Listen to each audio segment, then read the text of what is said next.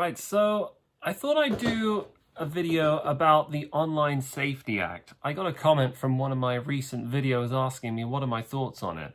And obviously, if you're from the UK, even if you're from another part of the world, currently this is what everyone is talking about. Because the law the law has now gone into action. It's been implemented. It was set in motion a couple days ago, and already I've noticed a difference. I think I remember vaguely hearing about some people talking about it a couple years ago, but I never really paid it much attention because lots of laws are drafted and lots of bills are drafted, and the mainstream media hasn't really, let's be real, it hasn't really talked about it in great detail. I feel like the mainstream media have actively hidden and suppressed this law and its ramifications up until the law was passed.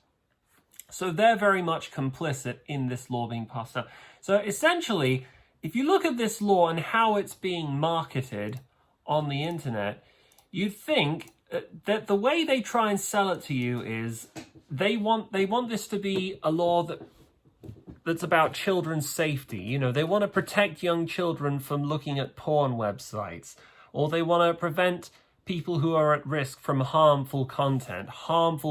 They never go into detail or explain what that is. But they try to sell it to you as though it's a good thing. The state's trying to protect the most vulnerable from being exploited or from looking at obscene imagery. I feel very ambivalent about the widespread access of porn usage. It just, weirdly enough, I was 14 when I first started watching porn on the internet. And I went on it and thinking, oh, is this what everyone does at my age? I didn't really know whether to question it or not. But I think really these things should be adult content specifically, and it's not a good idea. It's not a good idea to let children access that. However, is that first of all, even if preventing children from going on porn websites, even if the government's trying to draft a law to make that illegal, are they going about it the right way? I mean, why can't we rely on parents, or why can't parents be in charge of that? You know, why can't we defer that responsibility onto people to whom the children are their responsibility? But anyway, that is not the real reason this Online Safety Act has been passed. That's how they sell it, but that's not the real reason. If you really want to understand the motivations of our current government and our ruling class when they do things like this, you can't take what they say at face value. You've got to read between the lines, and you've got to consider their actions in the context of what they've done before, what they hope to achieve, what they hope to get out of this law. So let's be clear on one thing. This law is not designed to help young children. Or even if it is, our government almost certainly doesn't give a damn about helping young children. Remember, the Labour government now is the same government that for many, many months, up until recently, refused to commission an inquiry into the grooming gangs across the UK. You may or may not have been familiar with it because Elon Musk brought it to everyone's attention last year, where there are these Pakistani Muslim rape gangs who are going around, loitering around outside schools, luring little girls into their cars, gaining their trust over time, psychologically grooming them, then getting them drunk and addicted to drugs, and then taking them to abandoned houses, and then all of them basically raping, taking turns on them. It's absolutely sick. There's a book that's been written about this, by the way, called Easy Meat by Peter McLaughlin. It's not for the faint-hearted, I would recommend. I described this scandal, I don't know if I described it in past tense, but it is still ongoing.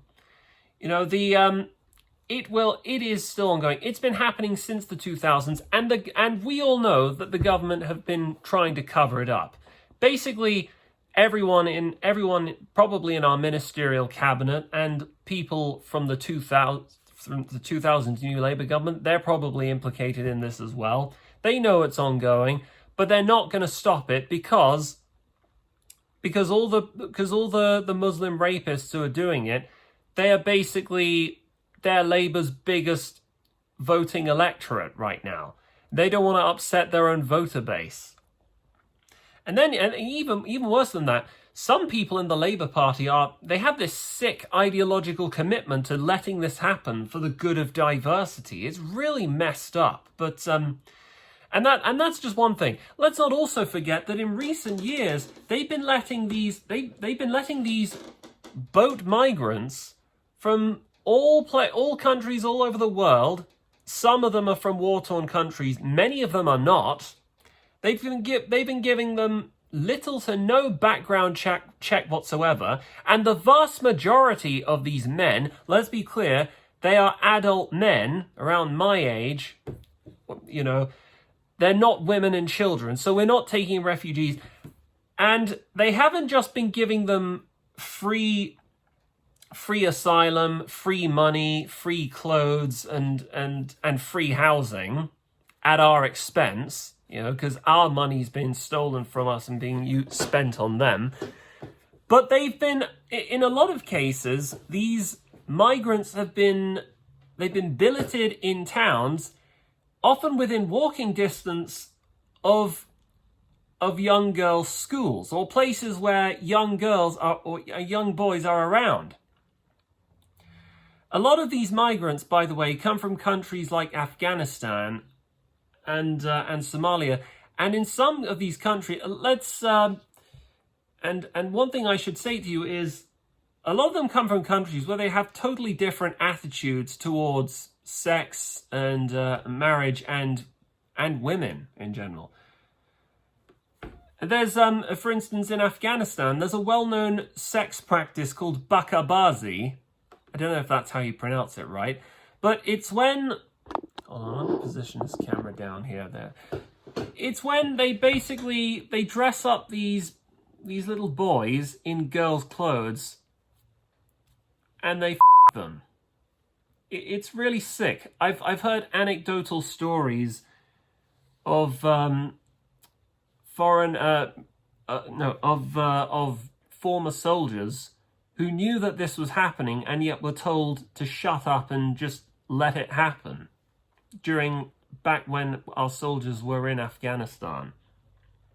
So these are the kinds of men that we're letting into our countries. We're letting them be put up within walking distance of young children. This is why there are riots going on in Epping and I don't know where else. I think there was a protest going on in Norfolk and in London as well. The government is 100% behind this. So I'm completely not... I'm absolutely not buying this false explanation that this law is designed to protect young children. The government doesn't give a toss about the safety of young children. The real reason why the government have put up this Online Safety Act is so that they can control the internet. If I've heard from people who use Twitter, I don't use Twitter anymore and I refuse to, but I've heard people talk about this. A lot of the coverage of the protests that have been going on in Epping has been censored. There's this little pop-up text window saying, due to your age not being verified, we cannot show you this. Because of the way this law works, you have to submit visual proof of your face and your address, I think, so like your passport or something, to certify that you're 18 years old or over. Let's not get into the matter of whether that's a wise thing to do in terms of, giving your personal data to big corporations who might exploit it. I mean, when was the last time you ever went to a porn website? I'm not going to judge anyone because, sometimes a man's got to do what a man's got to do, but would you feel comfortable giving your personal private data to a website like that? Do you trust them with your personal data? course not.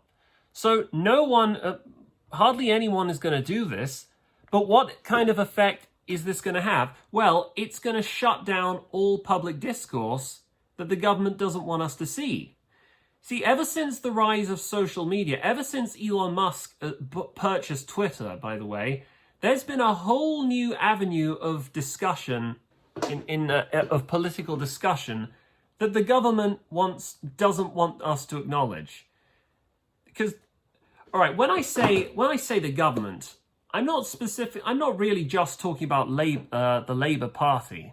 Another thing I should make clear is that this online safety bill was originally it was drafted in 2023. It was the Conservatives who were in charge of this country back then. So Labour and the Conservatives they are exactly the same party. They both do the same things. Both of them are responsible for this bill. But when I say the government wants to do this, in reality, the government aren't actually in charge of this country. There's a sinister cabal running this country who rule by the shadows. They are unelected. They're unaccountable to anyone. They are the ones who are bringing in these foreign criminals into our countries. They're weaponizing the legal system and the media to make sure they get their way. They are sick, they are insane, they're rotten. And if you want a better understanding of who these people are and how they work, there's a video I'll link in the description. It's an hour-and-a-half lecture by Dominic Cummings, and hopefully it will explain why Britain is turning into such a cesspit right now. But anyway, this law it's not there to protect young children. It's to curate all public discourse so that we have less information, we have less access to the truth, because you can't criticize things that you don't know about. I mean, for God's sake, don't forget that only a week ago there was an injunction lifted where it turned out that some silly fool at the Home Office revealed personal information about these, 25,000 Afghan refugees, that's if they are refugees, and put them all at personal risk. So as a result, we had to take every single one of them in case the Taliban got hold of them. And the government tried to cover this up. Again, it was the Conservatives who did this. The Labour knew that this was going on, but they did nothing to prevent it, and they tried to keep the injunction ongoing, which really goes to show both Labour and Tories they're two cheeks of the same arse, as George Galloway said earlier. So they know that we're not happy with what they're doing, but they want us to know less about what they're up to so that they can control what we see. It's to be honest, I think I think this is the same kind of stuff that the Soviet Union used to do to their citizens. The fact that they're stealing our taxpayer money and using it for this very purpose. I don't know whether they are pure evil or if they're insane. They're both, okay? Why can't they be both? But anyway, that is the real reason why they're trying to censor and control the internet. It's nothing to do with the safety of young children. To be honest, I'm not even opposed to the idea of banning porn for young children. I mean, my views on porn in general, I'll probably talk about in a different video. But don't think for 1 second that the government actually give two shits about young children. I mean, I remember there was one outspoken proponent of this bill accused Nigel Farage of being a predator enabler simply for criticizing the law and wanting to shut it down. Give me a break. No one believes you. We see through you. We know what you're up to. We know you're trying to control the conversation in this country so you can control what we see and what we don't see. They know that we're not happy. They've just, in the past year alone, this country exploded into an outbreak of rioting all over the UK, and we're seeing more flare-ups. We're seeing it's not as bad as it was last year, but there's still outbreaks of public disturbances. There was one in Ballymena not too long ago, and now we have one in Epping. How long is it going to be before we see another spontaneous outbreak of protests and rioting? And they think this law is going to change that? They think this law is going to help fix the mess that they started? Not going to happen. It's not going to happen, because the reason why people are out protesting, it's not because of misinformation. It's not because of Russian disinformation. It's not because they saw something on the internet. It's because of what's happening to their children. Like the guy in Epping, that foreign migrant from wherever the hell he was, with that long, silly African name that I don't care to remember right now. He tried to kiss an underage schoolgirl, and I think he assaulted two others, and he'd literally only been fresh off the boat for a few weeks. That is why we're seeing so much civil unrest. And no, it doesn't matter how many online safety bills you try to pass, you're never going to change human nature, because we all want to protect the weak and the vulnerable and the innocent in our societies. And normally, we English, we're very reticent and polite, but even we have our limits. So what I would say to you... Oh yeah, and another thing I forgot to mention is they brought out this elite police squad where they're trawling social media for anti-migrant posts. Wonder how long it'll be before they start knocking on my door and asking me about what I've been doing on the internet. Okay, well, you want to come after me just for talking about what's going on in this country, what people are protesting against? We're not going to put up with this. We are not going to sit here with you trying to urinate on our heads and tell us that it's raining. We know that you're not interested in saving our kids. We know that you are actively endangering the lives of our kids and our children. You're stealing our money and using it for your own silly multicultural vanity projects. You're making everywhere in this country unsafe. You're turning the legal system into a mockery. You're turning all our state media into propaganda. And we're not going to put up with this. Anyway, those are my thoughts on the Online Safety Act. Yeah, sorry about, I got a little heated, but yeah, there's a lot to say. But anyway, the long and the short of it is, this is nothing to do with young children's safety. It's about controlling the narrative, and it's about controlling you. And I'm not going to be controlled by you or by anyone. Take care, everyone.